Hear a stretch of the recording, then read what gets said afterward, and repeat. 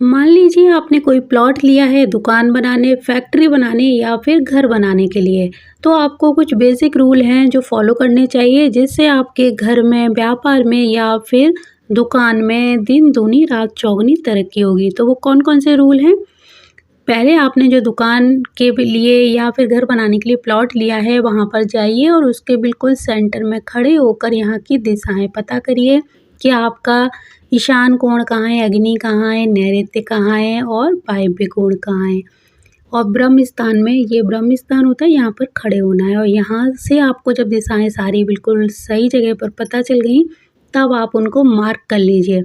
अगर जैसे यहाँ पर दिखाई जा रही हैं इसी तरह दिशाएँ आपके कंपास में दिख रही हैं और आप प्लॉट पर उसी तरह वहाँ पर कुछ ना कुछ रखते जाइए। जैसे ईशान कोण है तो यहाँ पर मान लीजिए कोई ईंट रख दीजिए या फिर आटा लेके जाइए, आटे से यहाँ एक सर्कल बना लीजिए।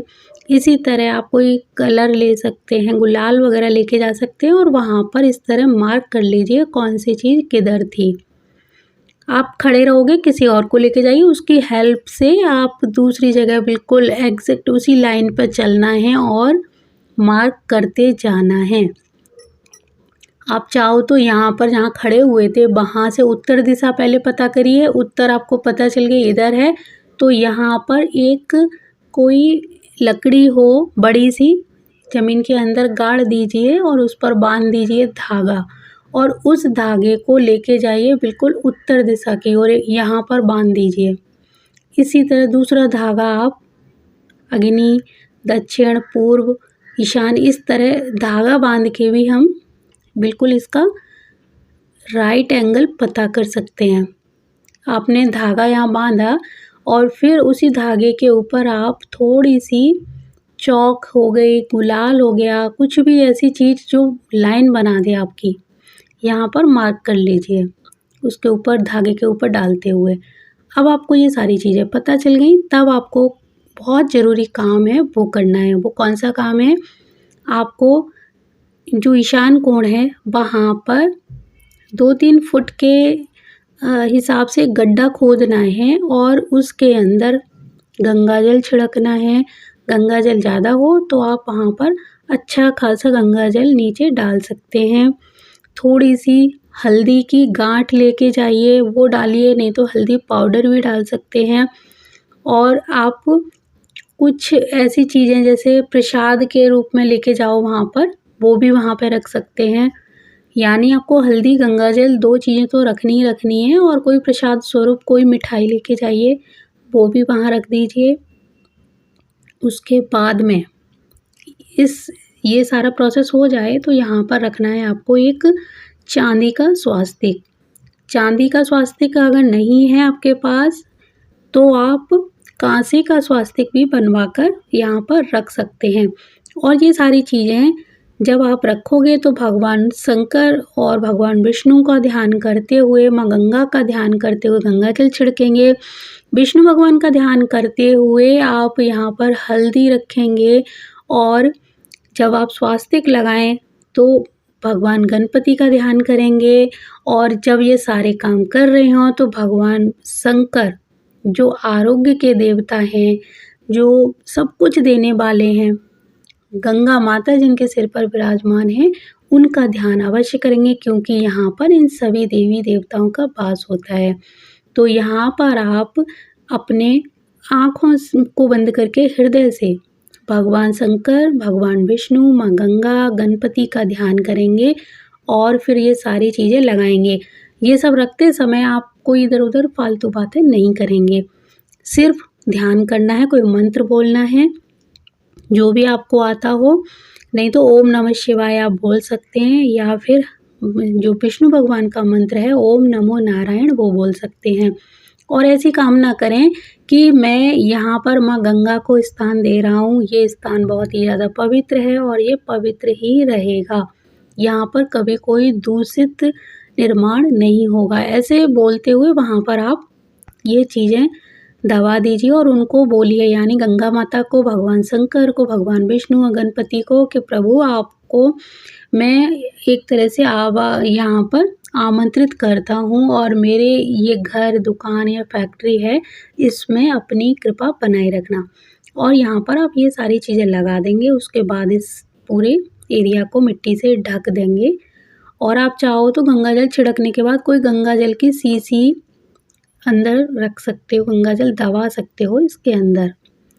किसी आप कोई बर्तन हो उसके साथ में गंगा जल दबा दोगे तो बहुत ही अच्छा रहेगा। नहीं तो आप कोई शीशी में गंगा जल भर के उसको भी दबा सकते हो, नहीं तो कोई एक छोटा-सा कलश आते हैं आजकल, उनमें गंगा जल रखकर उसको कपड़े से बाँधकर पीले कपड़े से और यहाँ कर सकते हैं।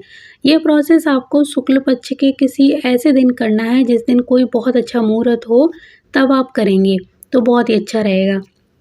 और आप मुहूर्त निकलवा के ही काम किया कीजिए। जब प्लॉट वगैरह ले रहे हो तो इस तरह के काम मुहूर्त निकालने के बाद ही करनी चाहिए। इसी तरह अग्नि कोण में आप थोड़ा-सा गड्ढा खोदेंगे और उसके अंदर दबाएँगे तांबे का स्वास्तिक।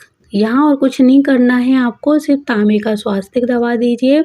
इसी तरह नैऋत्य कोण में आपको पीतल का और वायव्य कोण में आपको लोहे का स्वास्तिक दबाना है। स्वास्तिक का साइज़ आप कोई भी रख सकते हो, छोटा बड़ा कोई भी हो सकता है। और यहाँ पर आप चाहो तो पंचधातु का या 3 धातुओं से बना हुआ स्वास्तिक लगा सकते हो। हल्दी है, दूर्वा है, यहाँ पर मतलब एक तरह से पॉजिटिव जितनी भी एनर्जी है वो यहीं से निकलती है। तो इस जगह को भी गंगा जल से पवित्र करिए, चौक लगाइए, पूजन करिए, हवन, धूप, दीप दिखाइए। जो आप खुद थोड़ी बहुत चीज़ें कर सकते हो, जब पंडित जी को बुला के प्रॉपर आपको विधि विधान से भूमि पूजन जब कराते हैं, तब भी आप करवा सकते हो ये सारी चीज़ें। और या फिर आप जब चीज़ ले लो, प्लॉट वगैरह ले लेते हो, उस समय सिर्फ इतनी चीज़ें दबा दीजिए और उसके बाद भूमि पूजन आप करवा सकते हैं। नहीं तो ये दोनों काम एक साथ भी हो सकते हैं। ये जब आप यहाँ पर स्वास्तिक रखेंगे तब तक आप पॉजिटिव एनर्जियों को आमंत्रित करेंगे। यानी यहाँ पर है मंगल का वास होता है, तो भगवान शुक्रदेव हैं और मंगल हैं, उनका आवाहन करके उनको प्रणाम करेंगे और फिर स्वास्तिक लगाएंगे। इसी तरह यहाँ पर नैऋति यानी राहु का वास है, तो राहु से थोड़ा सावधान रहना है। तो राहु को शांत करने के लिए यहाँ पर हम पहले ही पीतल का स्वास्तिक लगा देंगे तो राहु बिल्कुल शांत रहेगा। और यहाँ पर लोहे का, क्योंकि यहाँ पर है शनिदेव का वास, तो यहाँ पर आप लोहे का स्वास्तिक लगा सकते हैं। आपको सिर्फ ये चारों दिशाओं में स्वास्तिक लगाना है, कोई बहुत ज़्यादा तामझाम नहीं करना है। आप बहुत कुछ नहीं कर सकते, सिर्फ स्वास्तिक ही ज़मीन के अंदर लगा देंगे और पूरे भक्ति भावना के साथ लगा देंगे। तब भी आपका ये जो प्लॉट है वो एकदम से एनर्जी क्रिएट करना शुरू कर देगा। यानी यहाँ पर एनर्जी का फ्लो धीरे धीरे जागृत हो जाएगा और यहाँ पर जो ब्रह्म स्थान है, ब्रह्म स्थान से निकलने वाली सारी एनर्जी अपने सही जगह पर पहुँचेगी। और जब आप यहाँ पे घर या मकान बनवाएंगे तो इस एनर्जी का फ़ायदा आपको होगा। बस ध्यान रखेंगे कि ये जो जगह हैं, यानी ये चारों कोने जो मैंने बताए, इन कोनों पर कोई दूषित निर्माण नहीं होना चाहिए। टॉयलेट का निर्माण ये चारों कोनों पे नहीं होना चाहिए। और रसोई घर भी बनवाएं तो यहाँ बनेगा तो बहुत अच्छा रहेगा, सबकी हेल्थ अच्छी रहेगी।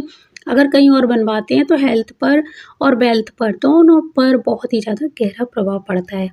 तो मुझे पूरी उम्मीद है आपको ये जानकारी अच्छी लगी होगी। अगर आपको कोई चीज़ पूछनी हो तो कमेंट कर दीजिए, अगली बार मैं उसको भी बताने की कोशिश करूँगी।